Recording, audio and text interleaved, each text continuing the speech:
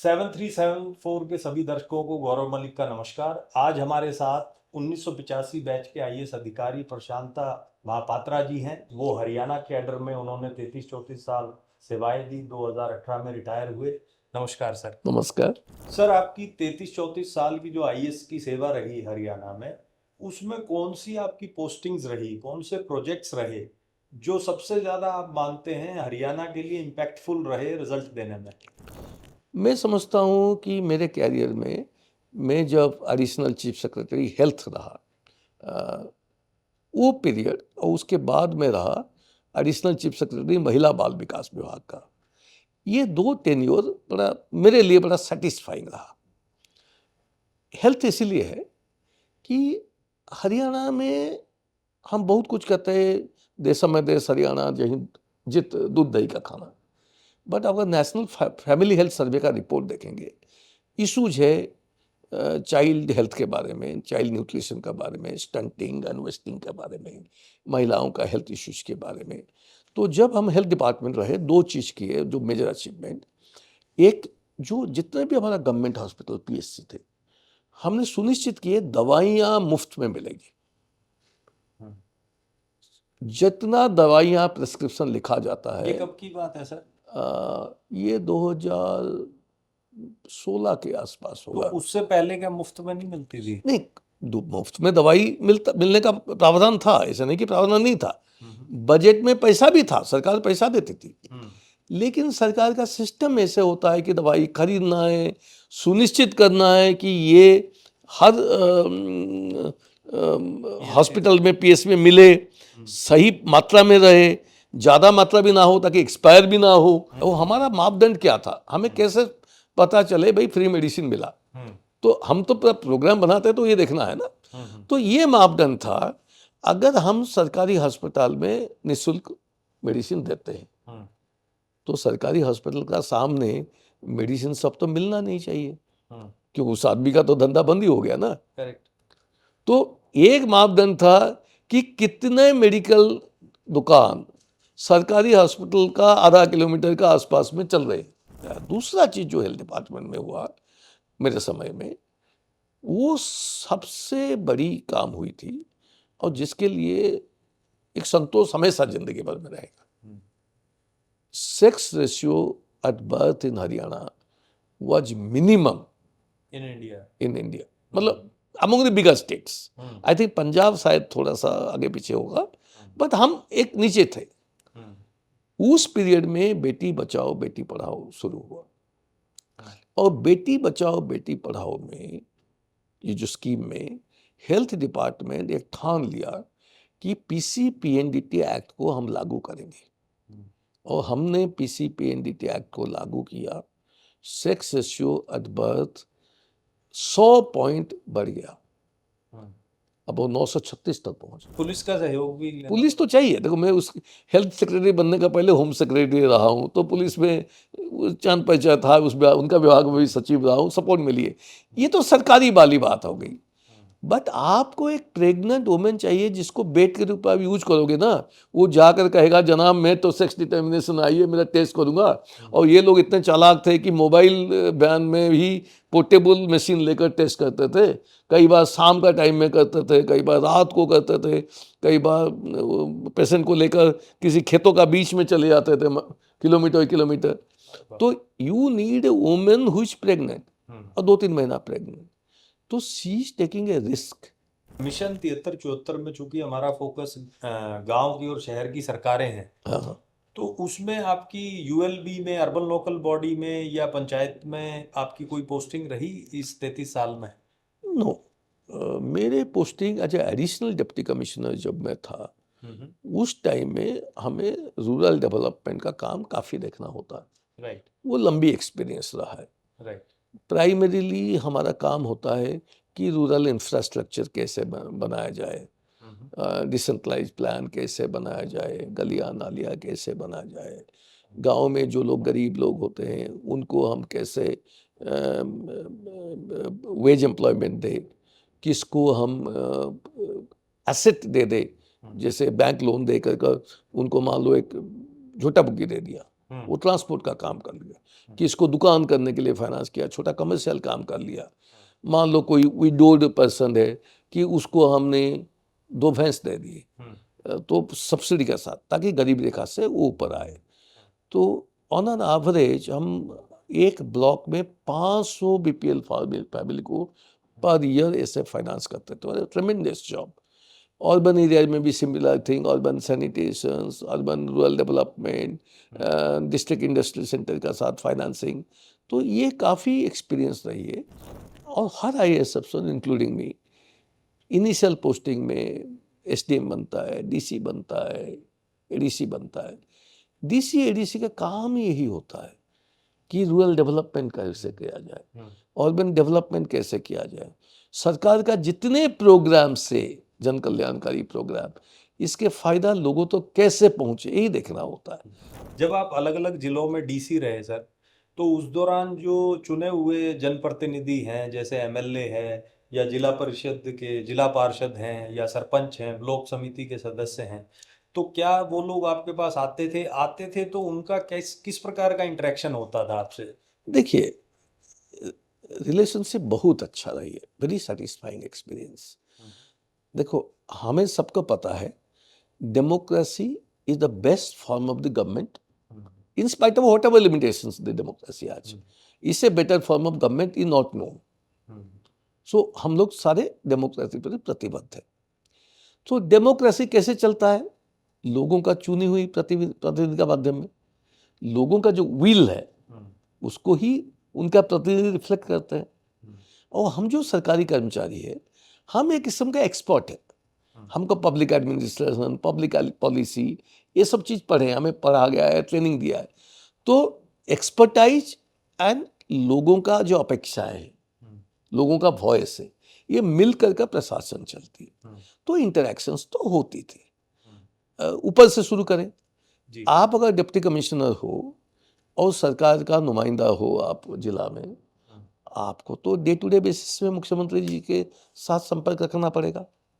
Cabinet का senior minister आपका जिला में जो एमएलए मंत्री है आपसे संपर्क रखेंगे। सीनियर अधिकारी भी आपके साथ बात करेंगे, जनता प्रतिनिधि। ना जिला में जो पंचायती राज इंस्टीट्यूशन है या लोकल बॉडीज है, इनका सशक्तिकरण करना भी आपका जिम्मेदारी है। क्योंकि 74 कॉन्स्टिट्यूशनल अमेंडमेंट के बाद तो इसको एक कॉन्स्टिट्यूशनल मान्यता मिल गई। बट हरियाणा में कम्युनिटी डेवलपमेंट एक्सपेरिमेंट तो 1952 ऑनवर्ड शुरू हुई है नीलाकौर से। हर राज्य इंक्लूडिंग हरियाणा ये संस्थाओं को मजबूत करने की कोशिश की थी, स्वायत्त शासन जिसे कहते हैं। सो ये एक इम्पोर्टेंस होती थी, एसडीएम हो, एडीसी हो, डीसी हो, कि जो लोकल एमएलए है, लोकल पार्षद से, लोकल पंच सरपंच है, उनसे मिले, वो लोग को इनकरेज करे कि उनके पास आए। क्योंकि अगर आप उनको इनकरेज नहीं हुए, हो सके कोई कहेगा मैं क्यों जाऊं। तो उनका अपेक्षा है सरकार से क्या है देखिए, और जहां तक आप कर सकते हैं उसको करिए, नहीं तो अपेक्षा ऊपर पहुंचाइए। फिर उनको बताए कि सरकार का क्या कल्याणकारी योजना है, कैसे उनका सहयोग से इसको आगे बढ़ाया जा सके। मैं बेटी बचाओ बेटी पढ़ाओ को क्या कि सेक्स वाली बात बढ़ाना है। तो एक बार मैं दिल्ली में जा रहा था, उन्होंने कहा चलो हरियाणा में अच्छा काम हो गया वगैरह वगैरह, ये चीज़ें। मैं कहा ठीक बात है, हरियाणा में हुआ, बट हरियाणा में हुआ, बाकी राज्यों में क्यों नहीं हुआ? आइए सबसे तो एक जैसे है, और मेरे से भी बढ़िया आपसे अच्छी जगह में हो सकते कि हरियाणा में वो माहौल था। हरियाणा में आप पब्लिक रिप्रेजेंटेटिव लोग, चीफ मिनिस्टर से लेकर सरपंच तक ले जाओ, उस समय में माहौल ये था भाई हरियाणा का ये कलंक को धोना है, sex ratio of the birth बढ़ाना है।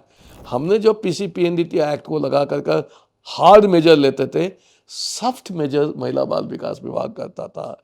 पब्लिक रिप्रेजेंटेटिव, एमएलए हो, मंत्री हो, चीफ मिनिस्टर हो, सरपंच हो, जिला परिषद का पार्षद हो, म्यूनसिपलिटी का चेयरमैन, उन्होंने भी एक वातावरण बनाया। कहते भाई ये कलंक है, ये अच्छी चीज़ जो पहले हो रहा था ठीक नहीं, अच्छी चीज़, उसको अच्छी चीज़ बनाना है, आप लोग सहयोग दीजिए। अगर कोई आदमी फिर भी कानून तोड़ता है, कानून तो अपना रास्ता लेगा। तो ये जो पॉलिटिकल एटमॉस्फेयर बनता है, तो प्रशासन होता है, ये दोनों को मिल कर एक परिपूरक चीज़ होता है, कम्प्लीमेंट्री चीज़। जो चुने हुए प्रतिनिधि हैं सर, सरपंच हैं, पंचायत समिति के सदस्य हैं, जिला पार्षद हैं, या नगर निगम पार्षद हैं, नगर पालिका पार्षद हैं, तो इनकी जो ट्रेनिंग है, मतलब इसको लोकल गवर्नेंस कहते हैं, तो इनकी जो ट्रेनिंग है उसमें अभी कैसे होती है और उसमें क्या कमियां आप देखते हैं सर? ट्रेनिंग तो होती है, बट ट्रेनिंग जो देने वाला और लेने वाला वो दोनों में सिंसियरिटी होना चाहिए। कई बार जो लोकल सेल्फ गवर्नमेंट में जो चुने हुए पार्षद आते हैं वो ट्रेनिंग लेना ही नहीं चाहते। कारण क्या है? एक, वो सोचते नहीं हमें पता है, हम क्यों यहाँ पे जाकर ट्रेनिंग लेंगे। दूसरे बात करते हैं ट्रेनिंग क्या क्या फायदा, हमें तो जो अधिकार मिलना चाहिए, हमें जो अपेक्षा है शायद वो मिलेगा नहीं मिलेगा, उसके बारे में हमारा संदेह है। सो ट्रेनिंग एक जरूरत चीज है, वो शायद ट्रेनिंग देने वाला और लेने वाला उस हद तक अनुभव नहीं करते। जैसे हम लोग आईएएस में काम करते हैं, एसडीएम पद मिलने का पहले लगभग 2 साल का हमारा ट्रेनिंग होता है। सर्विस कैरियर में भी बीच बीच टाइम में हमारा ट्रेनिंग होता है। Phase 3, phase 4, phase 5। जो अफसर भारत सरकार का सचिव स्तर पे प्रमोशन पाने वाला है उसका भी ट्रेनिंग होता है। हर हफ्ता, हर साल में कुछ दिन के लिए ट्रेनिंग जाना होता है। लेकिन उस किस्म का व्यवस्था हमारा पंचायती राज और अर्बन लोकल बॉडीज का जो रिप्रेजेंटेटिव के लिए सरकार करने भी चाहे वो मांग भी नहीं है, और डिमांड एंड सप्लाई का इशू है, वो कमी है।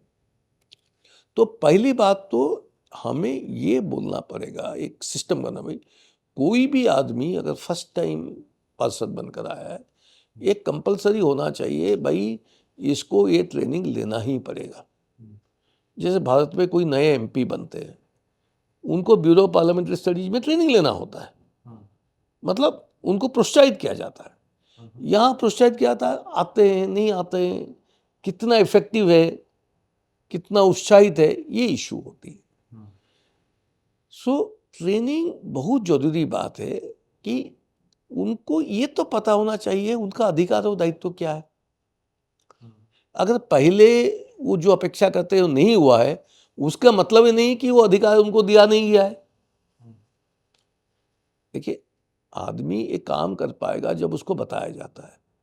मान लो मैं अफसर बन गया, मुझे कोई अगर किसी ट्रेनिंग नहीं दिया, मैं ठोकर खाकर धीरे धीरे सीखूंगा ना। तो मान लीजिए कोई आदमी सरपंच बन गया, उसको ट्रेनिंग तो देना पड़ेगा। देखिए, आपको हर साल इतने पैसा अलग अलग ग्रामीण विकास परियोजना के लिए आपको मिलेगा। आपके चेक साइन करने से वो पैसा निकलेगा, ग्राम सचिव वो आप मिलकर करेंगे। तो आपको मालूम होना चाहिए ये जो स्कीम से पैसा आता है वो स्कीम क्या है, कौन पात्र व्यक्ति है, कौन अपात्र व्यक्ति है, उसका चयन कैसे होना चाहिए, उसका रिकॉर्ड कैसे रखना है। अगर ये आपको नहीं मालूम है, particularly financial part of it, then क्या हुआ कि कोई गलती और कोई कर ले, जिम्मेदारी आपके ऊपर आएगा, क्योंकि दस्तखत तो आपकी है। सिमिलरली पंचायत का जमीन है, पंचायत का प्रॉपर्टीज है, उनका देख रखाव करना है, उसको आप कैसे करेंगे। सरकार का इतने कल्याणकारी योजना है गांव के लिए, वो लागू डिप्टी कमिश्नर तो सरकार की तरफ से करवाते हैं, बट डिप्टी कमिश्नर स्वयं जाकर थोड़ी करेंगे। मैं जैसा कहा कि प्रजातंत्र में प्रजा का सहयोग चाहिए, लोगों का सहयोग चाहिए। योजना तो उनके लिए, जब तक आप वो योजना के बारे में नहीं जानेंगे, आप कैसे सुनिश्चित करेंगे वो ही होता है क्या नहीं। मान लीजिए हमने किसी स्कीम में, चलो बालिकाओं के लिए मान लो हमने स्कूल में यूनिफॉर्म देते हैं, या जो वीकर सेक्शन ऑफ सोसाइटी के लिए फ्री टेक्स्ट बुक देते हैं, ये टेक्स्ट बुक वगैरह दिया जाता है, टीचर्स देते हैं, रिकॉर्ड देते हैं, एजुकेशन डिपार्टमेंट देखता है। क्या ये नहीं देखना होता है कि सरपंच भी देखे कि क्या समय पे ये मिलता है या नहीं मिलता है। क्योंकि सरकार में क्या होता है, बजट आएगा, किताब दिया जाएगा, लेकिन कई बार ऐसे होता है बिना बजट में भी किताब दिया जा सकता है। मैं बताऊं कैसे। कि किताब को प्रिंटिंग स्टेशनरी डिपार्टमेंट छाप करके रखा हुआ है। जब स्कूल शुरू हो गया, अगर सरपंच साहबान थोड़ा इंटरेस्ट लेंगे, बातचीत करेंगे, मिलेंगे, वो ला करके स्कूल को दे दिया जाए तो बांट देंगे। और ये जो बुक एडजस्टमेंट होना है कि एजुकेशन डिपार्टमेंट बजट से प्रिंटिंग स्टेशनरी को करना है, वो अपना आप हो जाएगा। तो ऐसा नहीं कि जितना कल्याणकारी योजना है सबके चेक सरपंच साइन करेंगे। जो चेक साइन करता है उसके बारे में तो ट्रेनिंग होना चाहिए। बट जो भी योजनाएं लागू हैं, वो योजना का लाभ लोगों को मिलता है या नहीं मिलता। जैसे हेल्थ डिपार्टमेंट का स्कीम है कि कई बच्चे होते हैं जिनके साथ कुछ डेवलपमेंट का इश्यूज हो जाता है, कम उम्र में उनका साथ प्रॉब्लम होता है जो आगे उनको परेशानी कर देते हैं। कि मान लो छोटा सा हार्ट रिलेटेड इशू आ गया, छोटा सा ब्रेन डेवलपमेंट रिलेटेड इशू हो जाता है। तो प्रोग्राम है कि इसको अर्ली आइडेंटिफाई कर सिविल सर्जन के पास ले लेने से बच्चों का कम उम्र में लगभग मुफ्त का इलाज हो जाता है। वो बच्चा बड़ा होकर उसको दिक्कत नहीं होगी, बस वो पता नहीं चला। तो गांव का सरपंच, गांव का महिला मंडल, इनको तो ज्यादा पता है कि किस बच्चों को इसका जरूरत है। हमें कैसे पता है? वो बच्चा स्कूल पहुंचा, कोई टीचर नोटिस किया, उसने सीएम को चिट्ठी दिया, वो किसी बाबू का पास पड़ा हुआ, कोई देखा नहीं देखा। तो ट्रेनिंग होना बहुत जरूरी है कि देश आजाद होने के बारे में बाद देश में बहुत योजनाएं चल रही है जो लोगों का भला करने के लिए। ये संभव नहीं है कि सरकारी तंत्र उसका आउटपुट को टाइमली मेजर कर पाए। करेगा, उनका राइट तो है, वो करेंगे, मगर लोकल रिप्रेजेंटेटिव का साथ मिल गया तो बहुत बढ़िया हो जाएगा। तो ट्रेनिंग का बड़ा जरूरत है, मैं समझता हूँ। लेकिन मेरा कहने का हुए कोशिश है, सबसे बड़ी बात है हम डिजिटल रिफॉर्म का तरफ बढ़ना चाहिए। हमने शुरुआत की है, लेकिन हम इंडिया में टॉप फ्यू स्टेट में नहीं है। मैं जब हरियाणा ज्वाइन किया था, हरियाणा देश में टॉप फ्यू स्टेट में एडमिनिस्ट्रेटिव रिफॉर्म्स में था, और हमें वो पोजीशन मेंटेन करना है। Right sir.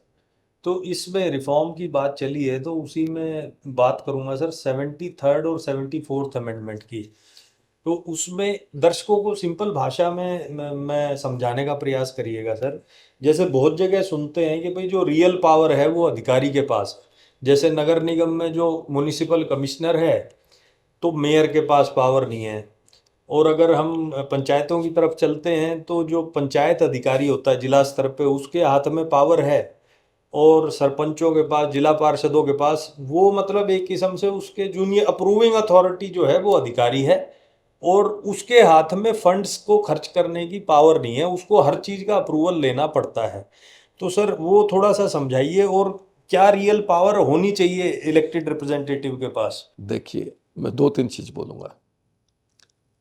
मैंने आपको बताया कि democracy is the best form of the government known. जितने फॉर्म ऑफ गवर्नमेंट है, डेमोक्रेसी। और मुझे आप दुनिया में किसी को पूछ लिए, लोग कहेंगे हमें डेमोक्रेसी चाहिए, किसी को ऑटोक्रेसी नहीं है चाहिए, किसी को अफसरराज नहीं चाहिए, मुझे भी नहीं चाहिए। आप किसी भी अफसर को पूछो वो चाहिए, वो भी बोलेगा मुझे डेमोक्रेसी चाहिए। तो इसमें दो राय नहीं है कि प्रजातंत्र में is the people's representative who will have a final say. आप बड़ा से बड़ा अफसर को पूछो वही बोलेगा, छोटा से छोटा आदमी को बोलो वही बोलेगा। तो ये कोई तर्क का बात नहीं है। बात यह है कि ये महसूस किया जाता है कि जो इलेक्टेड रिप्रेजेंटेटिव है वो हेल्पलेस है, वो करना चाहता है लेकिन वो नहीं कर पाता है, और शायद वो महसूस करता है कि वो उसका जो मातहत कर्मचारी है वो कर पाएगा। ये फीलिंग है। ये फीलिंग क्यों है? क्योंकि मातहत कर्मचारी, क्योंकि वो एक्सपर्ट है उस विभाग का, उसको मालूम है काम को कैसे किया जा सकता है। मैं पब्लिक रिप्रेजेंटेटिव चुने होकर आ गया, उसका मतलब ये नहीं कि मुझे पता है इसको कैसे करना है। ये एंटाइटल नहीं कि मैं चुन आ गया मुझे सब पता है। बड़ा सा बड़ा एक्सपर्ट को भी सब कुछ नहीं पता हो। यही ट्रेनिंग वाली सवाल आता है जो आपको पहले बताया, ट्रेनिंग चाहिए क्यों? कि अगर मुझे पता होता है वो स्कीम क्या है, वो स्कीम में मान लो कुछ पैसा आया है कि गरीबों के लिए जो मकान बनने के लिए, इसमें पात्र व्यक्ति कौन है, किसको मिल सकता है, उसमें क्या 100% सरकार देगी या कुछ पैसा लेबर कंपोनेंट उसको देना है। अगर मुझे आज ये सरपंच ये सारे पता है तो मैं जरूर ये कर सकता हूं, मैं गांव में जो पात्र व्यक्ति उनका लिस्ट बना लूंगा। सो उनमें सबके लिए शायद पैसा नहीं है, हम इस पर डिसाइड कर सकते हैं जो उसमें सबसे गरीब है उनको दे देंगे या लॉटरी कर देंगे सबके सामने, उसको इम्प्लीमेंटेशन में कोई प्रॉब्लम नहीं। मान लो मुझे नहीं पता है और मैं कहता फलाना आदमी को दे दिया, वो मातहत कर जाएगा, सर आप तो कहते हो इसको देने के लिए, इसको मिल नहीं सकता। फिर वो किसको मिलेगा, वो कहेगा फलाना को मिल सकता है। तो ये प्रॉब्लम होता है कि हमें ज्ञान नहीं है, हमें ट्रेनिंग नहीं है। तो बेसिकली पावर नॉलेज के साथ आता है, क्योंकि इंडिया में जो डेमोक्रेसी है यहाँ रूल ऑफ लॉ है, कानूनी राज करता है। हमारे चुने हुए जो प्रतिनिधि है विधानसभा में, लोकसभा में, वो कानून बनाते हैं, नियम बनाते हैं, व्यवस्था वो कानून और नियम के अनुसार चलता है। अगर आप कल कहोगे नहीं आप इसको ऐसे कर दो, वो कानून उसका इजाजत नहीं देता है, नियम इसका इजाजत नहीं देता है, तो मातहत कर्मचारी कहेगा सर आप जो कहता है वो तो अपनी जगह में है, बट कानून इसका इजाजत नहीं होता है, आप कानून में संशोधन कर लीजिए। सवाल, मान लीजिए कहीं बाल विवाह हो रहा है, women and child development department वाले उनको पकड़े, उनका खिलाफ मुकदमा करते हैं। और बाल विवाह में क्या होता है कि लड़की पक्ष और लड़का पक्ष दोनों मिले हुए हैं, तभी तो ये बात हो रही है, नहीं तो बाल विवाह क्यों होगा, आधी रात का टाइम में होती है। नाउ वो पकड़े गए, क्या करेंगे, पुलिस तो छोड़ेगा नहीं क्योंकि उसके पास लिख कर आया हुआ है। तो वो अपने जो गांव का सरपंच के पास गए या लोकायुक्त बताया है कि जनाब फंस गए, छोड़ दो जी। और सरपंच बेचारा क्या करें, चुने हुए आदमी है, सज्जन है, अच्छे आदमी है, गलती कर लिए, समाज का बोझ है, प्रेशर है, इस वजह से किए। वो जाकर मान लो कहते हैं विभाग को या थानेदार कहते हैं आप उसको छोड़ दीजिए। थानेदार तो कहेगा मैं छोड़ूंगा नहीं, महिला बाल विकास वाला तो कहेगा मैं छोड़ूंगा नहीं। अगर आप प्रतिनिधि हो कानून बदल दो, आप बाल विवाह को कानून बना दो। सो डिफरेंस यहीं पर आती है कि जो लोक प्रतिनिधि उनका ट्रेनिंग होना जरूरी है, वो बहुत कुछ कर सकते हैं अगर कानून। और दूसरी चीज क्या होता है, लोक प्रतिनिधि जनता को रिप्रेजेंट करते हैं, जनता का सुख दुख अगर भी उनको पता है, उनको ट्रेनिंग पता है बाल विवाह सही नहीं है, उनको बोलना पड़ेगा। वो नहीं बोलेगा तो कौन बोलेगा। भाई एक आदमी दुखी है, वो किसके पास जाएगा, डिप्टी कमिश्नर के पास जाएगा, माई बाप सरकार है क्या। भाई उसका चुनी हुई प्रतिनिधि को उसको जाकर तो अपना दुख कहे, साहब गलती हो गया, कोई रास्ता बताओ, मदद करो, तो उसको बेचारे को बोलना पड़ेगा क्योंकि ही रिप्रेजेंट्स द पर्सन, चाहे कानून पता है। तो एक मजबूरी भी होता है जो चुने हुए प्रतिनिधि हो, चाहे सरपंच हो, जिला परिषद मेंबर हो या एमएलए हो, ये कि लोगों का आवाज उनको सरकार का तक, सरकारी कर्मचारी तक पहुंचना पड़ेगा। तो ये पर सर वो आंसर नहीं आया ना कि ये सिस्टम अभी पूरा ताकत क्यों नहीं है, फाइनेंशियल और एडमिनिस्ट्रेटिव पावर सरपंच के पास या पार्षद के पास क्यों नहीं है। नो, ये एक दूसरा क्वेश्चन पूछे, ये क्वेश्चन अलग पूछे। हाँ बिल्कुल। आपका ये प्रश्न अभी ये है कि क्यों ऐसा होता है कि जो राज्य स्तर का प्रतिनिधि या राज्य सरकार ऑफिसर, एमएलए हो या डीसी हो या राज्य सरकार ऑफिसर, इनके पास भला करने का पावर ज्यादा होता है। और जो 73rd 74 कॉन्स्टिट्यूशनल अमेंडमेंट में हमने पावर दिया या सपना देखा कि जिला स्तर में या ग्राम पंचायत का स्तर में या म्युनिसिपैलिटी या कॉर्पोरेशन में काम होगा, उनका अधिकारी, उनका रिप्रेजेंटेटिव के पास उतना पावर क्यों नहीं है। करेक्ट। तो सवाल आपका ये अलग है। बिल्कुल ठीक है, अलग है। इसका कारण है, पहली बात तो इस सरकार चाहती है कि ग्राम पंचायत, जिला परिषद और म्युनिसिपल कॉर्पोरेशन सशक्त हो। आप पूछिए मुझे कैसे पता, देखिए सरकार में आपने खुद ही बोला कि मैं आईएएस में 33 साल काम किया हूँ, अलग अलग सरकार से काम किया हूँ। जी। सरकारें चाहते हैं कि प्रजातंत्र मजबूत हो, हम्म, इसीलिए तो संविधान संशोधन 74 हुआ है। राइट। आप किसी भी सरकार में राज्य स्तर में या केंद्र स्तर में पूछोगे, वो कहेंगे इसको हो। हम्म, और आप ये भी देखोगे कई स्कीमें जिसमें केंद्र सरकार का ग्रांट तो सीधा पंचायत तक जाता है। हम्म, ना सवाल ये है कि क्या हमारा पंचायतें, जिला परिषद और हमारा जो भी नगर पालिका उतना सशक्त है? हम्म। आप दे दोगे भी, उनमें वो सशक्तिकरण नहीं हुई है। तो काम मतलब कर उनमें स्किल लेवल वो नहीं है कि वो हैंडल कर ले वो पावर को, आप ये कह रहे हैं? दूसरा चीज, एक रिलक्टेंस भी है स्टेट लेवल का कर्मचारियों का कि आप अगर कहोगे किसी हेल्थ डिपार्टमेंट का डॉक्टर को, भाई आपको जिला परिषद का अंदर में डाल दिया, ऑल पीएससी डॉक्टर्स वो जिला परिषद, या जितने भी स्कूल के टीचर्स है, हाई स्कूल का टीचर जिला परिषद का अंदर में कर देंगे। एक कहीं ना कहीं रिलक्टेंस उन स्टाफ में होगा इस बात पर कि हो सके कि कोई आदमी हमारे पर नाराज हो गया, कुछ हो गया, हमारा कैरियर में फर्क आएगा वगैरह वगैरह। और अगर डिस्ट्रिक्ट वाइज कार्डर बन गया, हो सकता है मेरा जूनियर दूसरा कार्डर में प्रमोट हो गया, मैं सीनियर हूँ, इस जिला में पढ़ा हूँ, मेरा प्रमोशन रुक गया। अब सरपंच के पास गांव का जो बैंक अकाउंट है मान लेते हैं, उसमें कुछ एफडी का पैसा है मान लेते हैं 10 करोड़ का, तो क्या उसे डीसी से परमिशन नहीं लेना पड़ेगा उसमें कुछ खर्चा करना है देखिए, डीसी से? देखो जी। परमिशन क्यों मांगा जाता है? हम्म, देखो ये स्टेज बाय स्टेज है। डीसी तो उसको खर्चा नहीं कर रहा ना। डीसी कहता है आप खर्चा करो लेकिन मुझे बता दो। मान लीजिए पैसा पड़ी है, वो पैसा किसी कारण में, क्योंकि आप ट्रेन नहीं हो, किसी का बहका में आएंगे, वो पैसा ऐसी जगह में खर्चा हो गया जो कल ऑडिट ऑब्जेक्शन बन गया, हम्म, तो सरपंच जी का ही नुकसान हो जाएगा। हम्म। तो तो ये वो खुद जेल जाएगा या अगला चुनाव हार जाएगा सर? नहीं नहीं पर वो अल्टीमेटली देखिए, कंट्रोल तो डीसी। हमारा उद्देश्य क्या है? हमारा उद्देश्य क्या है कि जनप्रतिनिधि जो सरपंच बना है उनको जेल जाए या उनको सस्पेंड किए, हमारा उद्देश्य है? या हमारा उद्देश्य है उनको एम्पावर कैसे किया जाए वो सही काम करे? देखो, डीसी कोई पावर नहीं चाहता है। डीसी का पास इतने काम है कि उसको देखने का टाइम नहीं है। अगर पंचायत सरपंच अपने पावर को इस्तेमाल करे, सही चाहिए, डीसी तो अपने पावर पंचायत को देने के लिए तैयार हो जाएंगे। क्योंकि अगर जिला में सरकारी कल्याणकारी योजनाएं लागू होता है, डीसी का भी नंबर बनता है ना। तो यही बात है ना कि आपने खर्चा करने का पहले एक बार पूछ लो, भाई ठीक है कि नहीं कि वो तो खर्चा नहीं करना, खर्चा करने का पावर आपका है, बट किसी को दिखाई देते। ठीक है, जैसे बैंक से मेरा पैसा, मैं अपना पैसा निकालता हूँ, मैं गया तो अधिकारी दे देगा। नहीं, अगर चेक एक हिस्सा से ज्यादा होता है, वो अधिकारी तो बड़ा बैंक अफसर को दिखाया, भाई देख लो ये चेक सही है गलत है क्या नहीं। कई बार आपको पास ओटीपी आता है, बताओ, ये चेक एंड बैलेंस है, कहीं फ्रॉड ना हो जाए।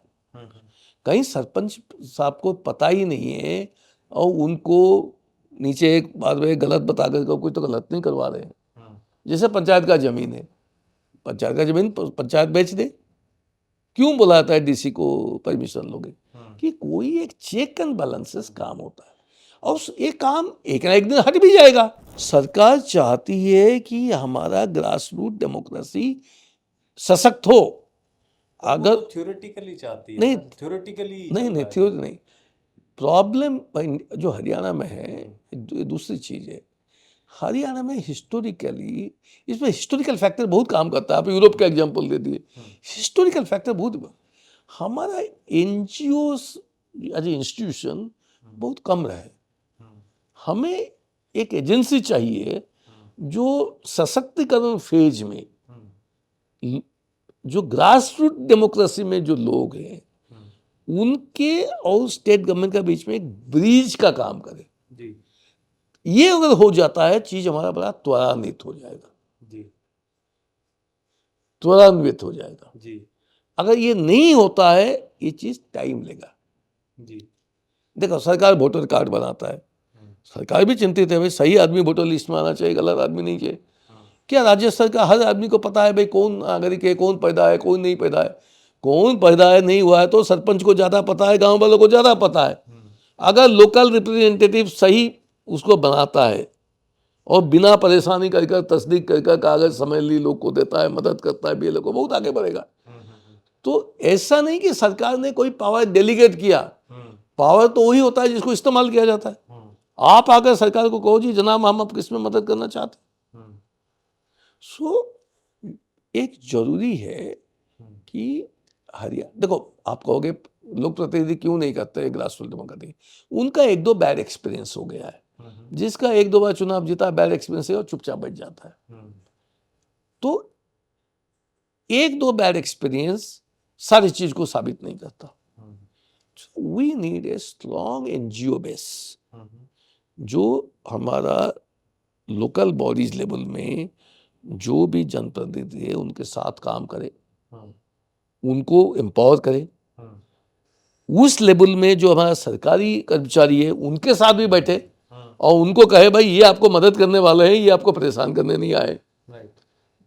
मतलब ऐसे नहीं कि आपसे कुछ गलत करा देंगे या जब दबाव देकर कुछ कर देंगे, ऐसे बात है ही नहीं। वो तो समझते कि आप राज करते हो, आप समझते हो ये करते हैं, कि उनका बीच में कैसे तालमेल और बढ़ जाए, अच्छा हो जाए, ठीक है। और उनमें और डिस्ट्रिक्ट एडमिनिस्ट्रेशन का बीच में ब्रिज कैसे बनाया जाए, क्योंकि डिस्ट्रिक्ट एडमिनिस्ट्रेशन सरकार का रिप्रेजेंटेटिव, स्टेट गवर्नमेंट का, इसको अगर हम त्वरान्वित कर लेंगे हमारा बहुत कुछ चीज हो जाता है। देखो गवर्नमेंट का एक पब्लिक रिलेशन डिपार्टमेंट होता है, जनता का सरकार का स्कीम लोगों को बताने के लिए। कहाँ तक पहुंचता है हमें नहीं पता है, न्यूज़पेपर में एडवर्टाइज में होता है, टीवी में होता है, कहाँ तक होता है पता नहीं। लेकिन ये लोकल बॉडी अगर सरकार का स्कीम पहुंचा देता है लोगों तक और ये सुनिश्चित करता है कि उनका गांव में कि लोगों को जो पात्र व्यक्ति है उसको फायदा पहुंचता है, ये इससे बहुत बड़ी बात हो जाती जी। सो ये नजरिया के बात है। देखो मैं रिटायर्ड अफसर हूँ, मेरे पास बहुत सारे लोग क्यों आते हैं, उनका समस्या है। वो कहते हैं सर अगर मेरे लिए किसी अधिकारी को कह देंगे तो मेरे को सुनवाई हो जाएगा, मेरा काम हो जाएगा। वो क्यों ये विश्वास लेकर आया है कि सर सरकार में रहे और सरकार के में उनका नाम है कि जो बात वो सिफारिश करेंगे पहले पता करेंगे वो सही है या गलत है। गलत चीज़ें तो कहेंगे नहीं, सही चीज़ें तो बोलेंगे। अगर हम सरपंच वगैरह कोई सिफारिश करने का पहले ये सुनिश्चित करें भाई मैं जो करूँगा वो सही चीज़ सिफारिश करूँगा, एक रिप्यूटेशन बन जाएगा। 15 दिन, महीना में, 2 महीना में ये सरपंच साहब जो कहते हैं वो सही कहते हैं, इनका काम का कर दो। ऐसा बात नहीं है, क्योंकि सरकारी अधिकारी को भी सरपंच को ही जरूरत है। मान लो मैं एसडीएम हूँ, मैं डीसी हूँ, मुझे सरपंच का जरूरत है। मैं गांव में क्या हो रहा है क्या नहीं हो रहा है, लॉ एंड ऑर्डर में बारे में मैं कहाँ से तथ्य लूंगा, इन्हीं से ही लूंगा ना। दे वर्क मी। तो ये जो तालमेल बनाना है वो नहीं बन पा रही है जी। उसका एक और कारण है भी सरकार में जो अधिकारी हैं जिला लेवल में उनके पास एक्स्ट्रा काम के बोझ में दबे हुए हैं, क्योंकि गवर्नेंस इज सर्विस। तो गवर्नेंस को सर्विस से लेके यू हैव टू पे, governance service you have to pay. We are paying tax, but we have not created that much of service infrastructure. और कई बार आप देखो सरकारी अफसर आपको टाइम देकर मिल भी नहीं पाता है, क्यों, अचानक किसने बुला लिया, उसको खुद को पता नहीं कि मैं ऑफिस में बैठूंगा। तो ये भी समस्या है जी। तो इसीलिए एक एनजीओ बेस का जरूरत है जी। दो ये ब्रिज करेगा जी। और अगर मैं तो समझता हूँ हरियाणा अगर सेक्स रेशियो एट बर्थ 100.1 साल में बढ़ा दिया, इसको करना हरियाणा के लिए बहुत बड़ी बात नहीं, एक ठान लेने वाली बात है भाई, इसको हरियाणा में करके दिखाएंगे जी जी जी। जिस दिन हरियाणा ठान लिया हरियाणा कर लेगा जी। हम इतने बुरे नहीं, हम देखो कहने के लिए हम बहुत राज्य से ऊपर है, लेकिन हमें नंबर 1 होना चाहिए जी। अगर हम बात करना चाहें तो कुछ घंटे और भी कर सकते हैं। महापात्रा जी ज्ञान का भंडार है। Thank you very much sir for your time, और जल्द ही हम दोबारा आपसे मिलेंगे और इसी प्रकार के अपने सवाल दर्शकों से कहूंगा कि आप कमेंट के माध्यम से इस वीडियो पे डालें। धन्यवाद।